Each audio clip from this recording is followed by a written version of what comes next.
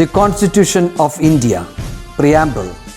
We, the people of India, having solemnly resolved to constitute India into a sovereign, socialist, secular, democratic republic and to secure to all its citizens justice, social, economic and political, liberty of thought, expression, belief, faith and worship, equality of status and of opportunity, and to promote among them all fraternity, assuring the dignity of the individual and the unity and integrity of the nation.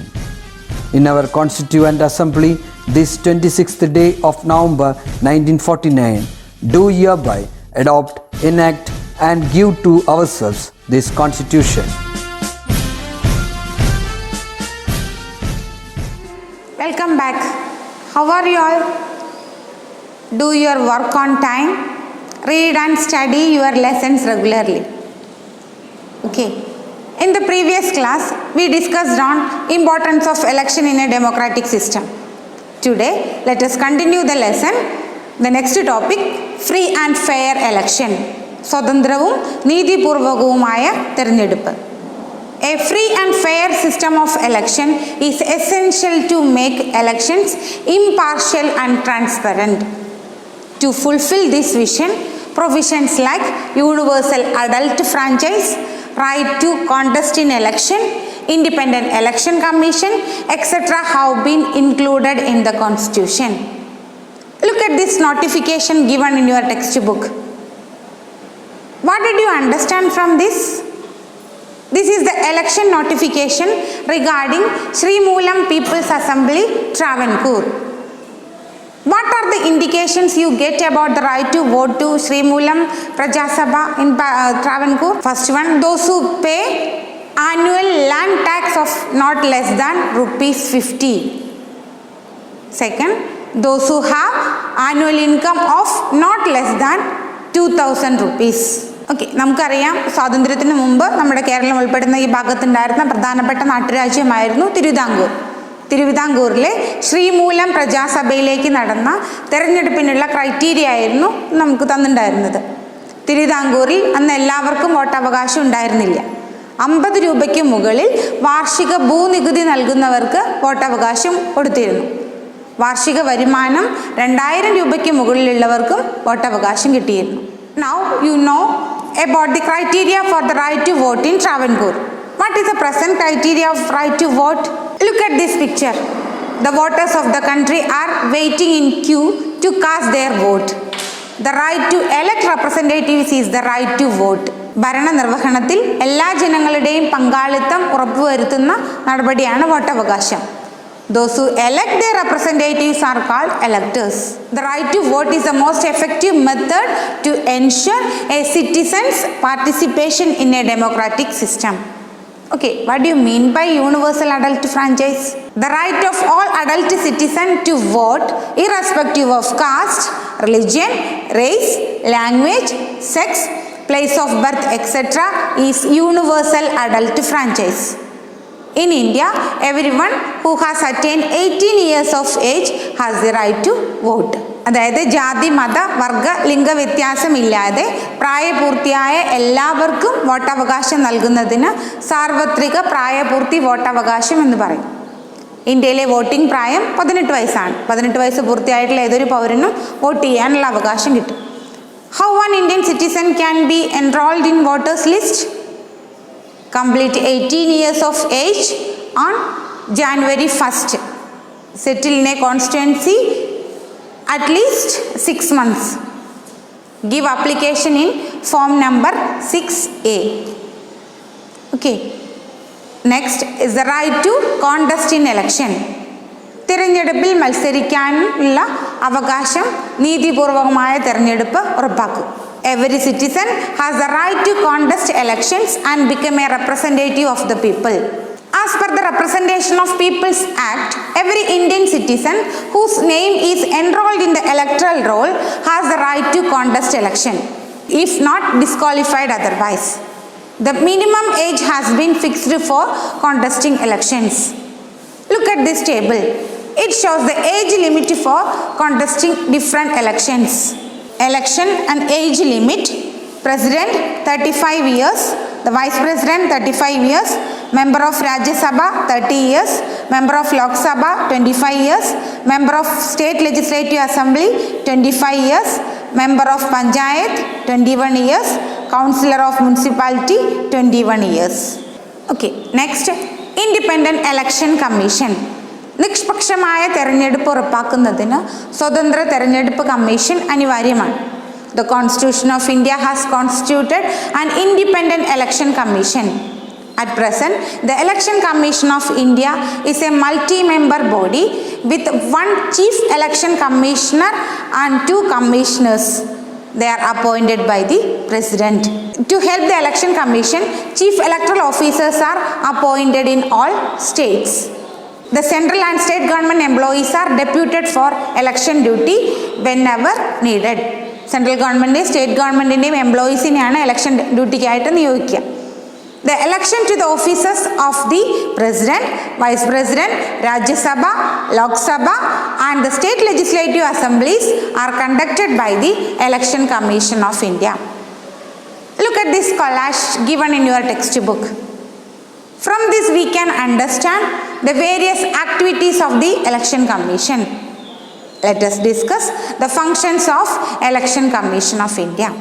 The functions of the Election Commission: supervise the election, prepare voters list, declare the dates of different stages of election, allot election symbols, frame code of conduct, the appointment and training of election officials, voting, counting of votes and declaration of results, and examine election expenses of candidates.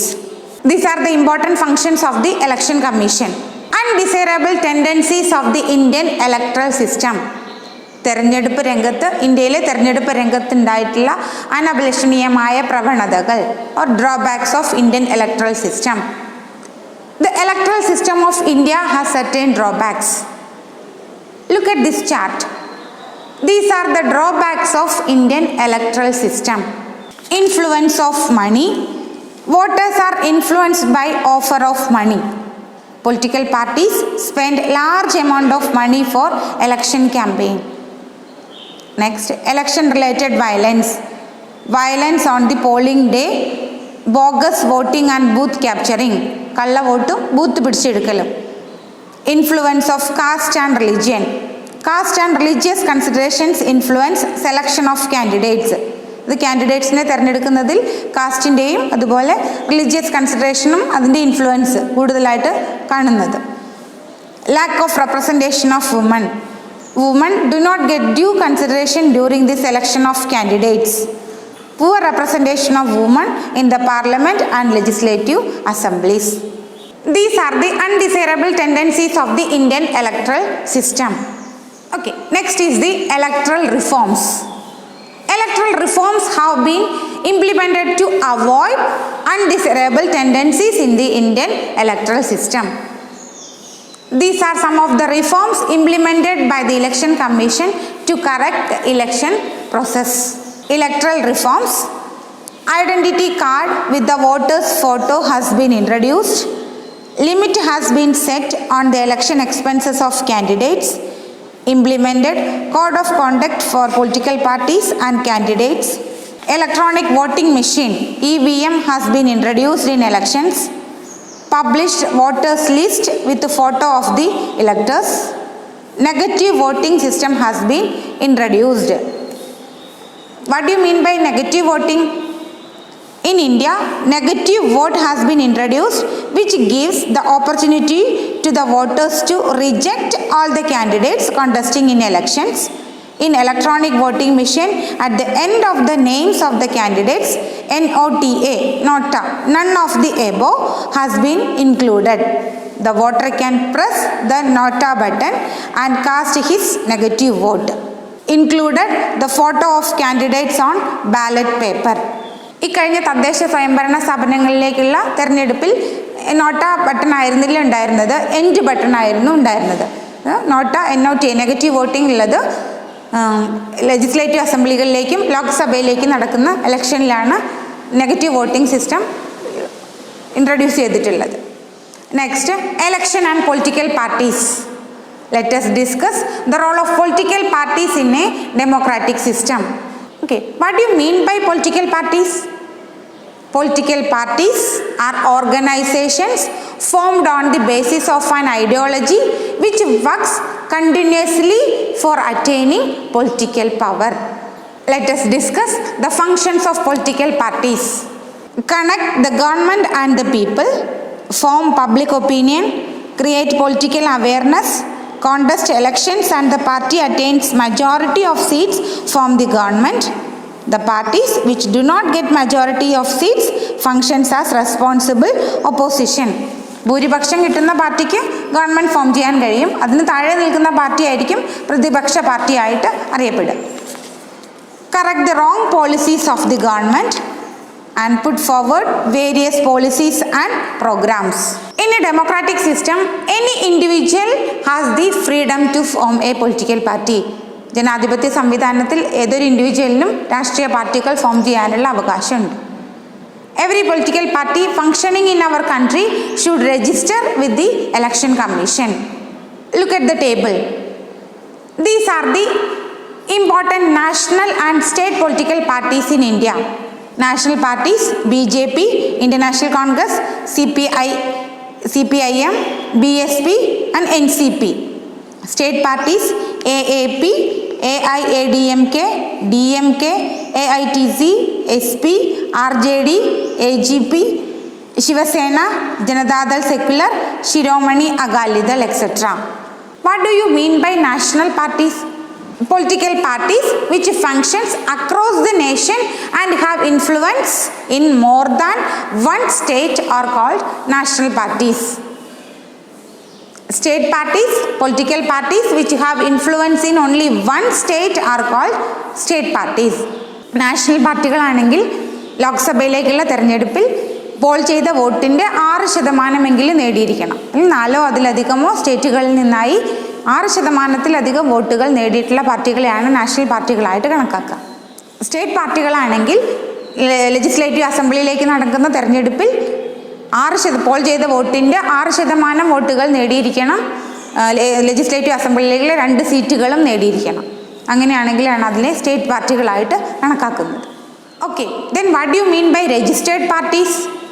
There are many political parties functioning in our country which are not able to fulfill the criteria of national or state parties.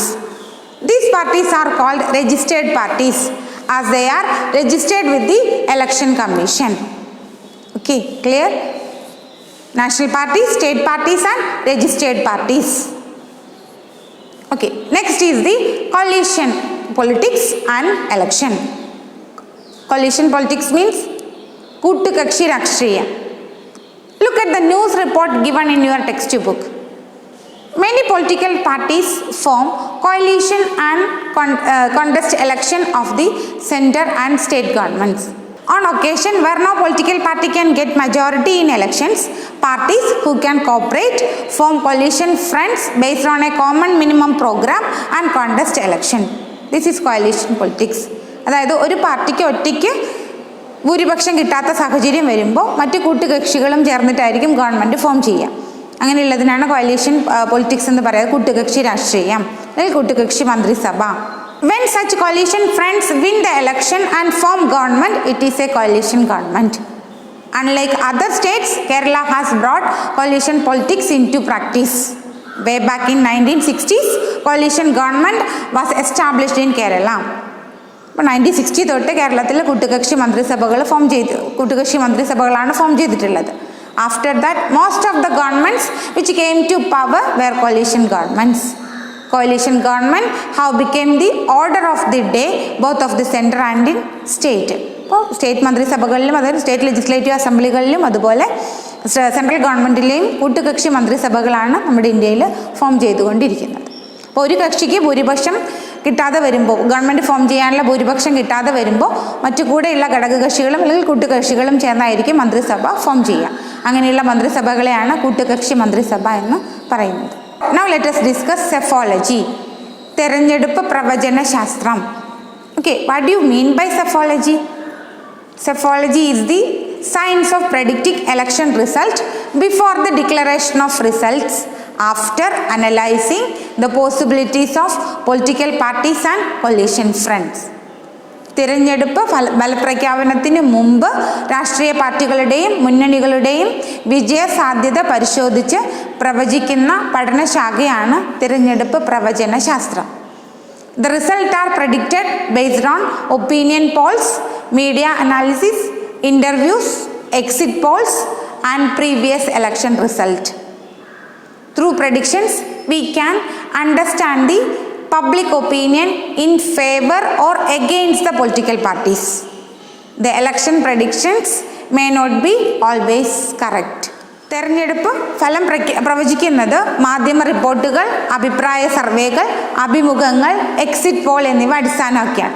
Exit poll എന്ന് പറഞ്ഞാൽ vote ചെയ്ത് പുറത്തു വരുന്ന ആളുകളുടെ അടുത്ത് നിന്ന് അപ്പം തന്നെ അഭിപ്രായങ്ങൾ ചോദിച്ച് അവർ ആർക്കാണ് വോട്ട് രേഖപ്പെടുത്തിയതെന്ന് ചോദിച്ച് മനസ്സിലാക്കി ചെയ്യുന്ന രീതിയാണ്. അത് പ്രവചനം എപ്പോഴും ശരിയാവണമെന്നില്ല. പൊതുജനാഭിപ്രായം രാഷ്ട്രീയ പാർട്ടികൾക്ക് ഫേവറായിട്ടാണോ അതോ എതിരായിട്ടാണോ എന്ന് മനസ്സിലാക്കാൻ ഇതിലൂടെ കഴിയും. Yes, I hope you have familiarized the features of the electoral system of India. From the analysis so far, we can assume that an unbiased, independent and impartial election commission, election at regular intervals, universal adult franchise, freedom of the people to elect their governments, etc. have helped to strengthen Indian democracy. I think it is clear. Go through the lessons, read the lessons and clarify your doubts. Okay, see you in the next class. Bye.